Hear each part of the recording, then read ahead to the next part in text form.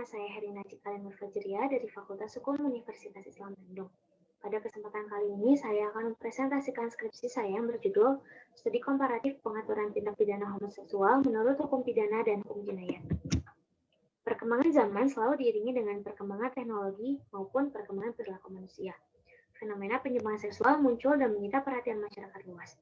Maraknya berbagai penyimpangan seksual yang terjadi, salah satunya adalah homoseksual, atau dikenal dengan penyuka sesama jenis ini, merupakan perbuatan yang membuat masyarakat cemas, di mana mereka menganggap bahwa homoseksual merupakan penyakit yang dapat menular dan juga merupakan perilaku yang tidak wajar dan dianggap lazim oleh masyarakat.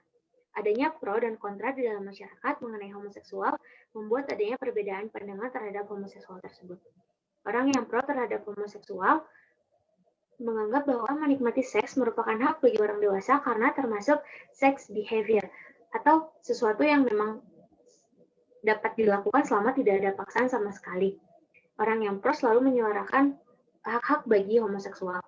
Sementara orang yang kontra menganggap bahwa homoseksual adalah perilaku yang menyimpang baik dari norma agama maupun norma sosial. Identifikasi masalah yang saya ambil adalah pertama, bagaimana perbandingan pengaturan tindak pidana homoseksual menurut hukum pidana di Indonesia dan hukum jinayat.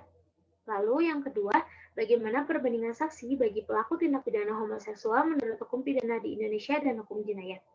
Pengaturan tindak pidana homoseksual di dalam hukum pidana di Indonesia terdapat dalam KUHP pasal 292 yang berbunyi, orang dewasa yang melakukan perbuatan cabul dengan orang lain sesama kelamin yang diketahuinya atau sepatutnya harus diduganya belum dewasa diancam dengan pidana penjara paling lama 5 tahun. Namun, pasal ini hanya dapat berlaku jika memenuhi unsur-unsur tertentu. Pertama, jika pelakunya adalah orang dewasa. Yang kedua, jika korbannya adalah anak kecil. Jika korbannya sesama orang dewasa, maka tidak dapat dipidanakan dengan pasal ini. Lalu, yang kedua, ada Konun Jinayat Aceh pasal 63 ayat 1 yang berbunyi, setiap orang yang dengan sengaja melakukan jarimah liwat atau dikenal dengan sebutan gay diancam dengan ukubah takzir paling banyak 100 kali cambuk atau denda paling banyak 1000 gram emas murni atau penjara paling lama 100 bulan. Pengaturan dalam hukum jinayat ini terdapat dalam dan kami juga telah mengutus Lut ketika dia berkata kepada kaumnya, mengapa kamu melakukan perbuatan keji yang belum pernah dilakukan oleh seorang pun sebelum kamu di dunia ini? Sungguh kamu telah melampiaskan syahwatmu kepada sesama lelaki, bukan kepada perempuan. Kamu benar-benar kaum yang melampaui batas. Lalu yang kedua terdapat dalam surat Hud ayat 82 yang artinya, maka ketika keputusan kami datang, kami menjungkir balikan negeri kaum Lut dan kami hujani mereka bertubi-tubi dengan batu dari tanah yang terbakar. Terdapat juga hadis dari Jabir bin Abdullah radhiyallahu anhu, Rasulullah sallallahu alaihi wasallam qala, inna akhwafa ma akhafu ala ummati amalu qaumil Lut.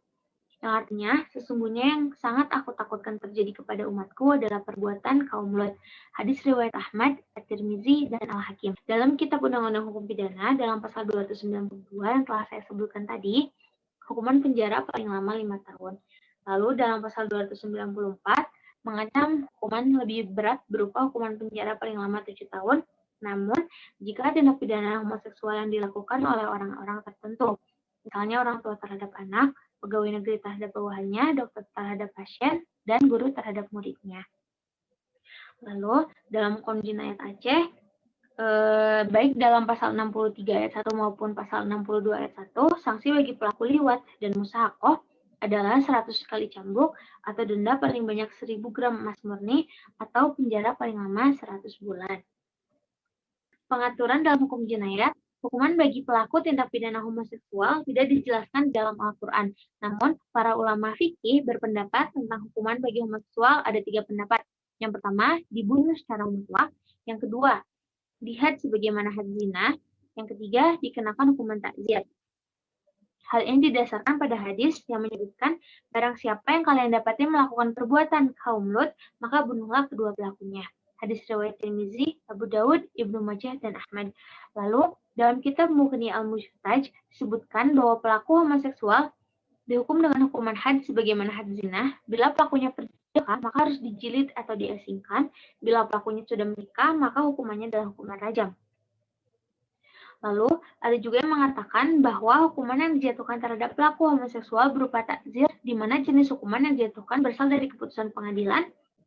Simpulan yang dapat diambil yang pertama, perbandingan pengaturan tindak pidana homoseksual di Indonesia terdapat di dalam pasal 292 KUHP, namun dalam pasal tersebut belum mengatur secara baik maupun tegas mengenai tindak pidana homoseksual. Karena pasal tersebut hanya dapat berlaku jika korban adalah seseorang yang masih belum dewasa. Jika korban adalah seseorang yang telah dewasa, maka tidak dapat dipidanakan menggunakan pasal tersebut.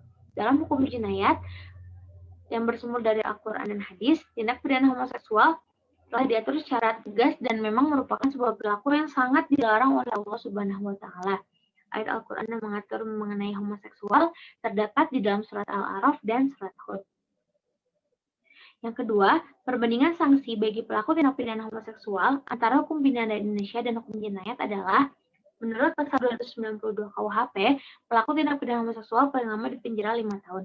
Ada pula dalam pasal 294 KUHP mengancam hukuman pidana berupa penjara paling lama 7 tahun, namun jika dilakukan oleh orang-orang tertentu. Sedangkan dalam hukum jinayat, sanksi bagi pelaku homoseksual tidak diatur dalam Al-Quran.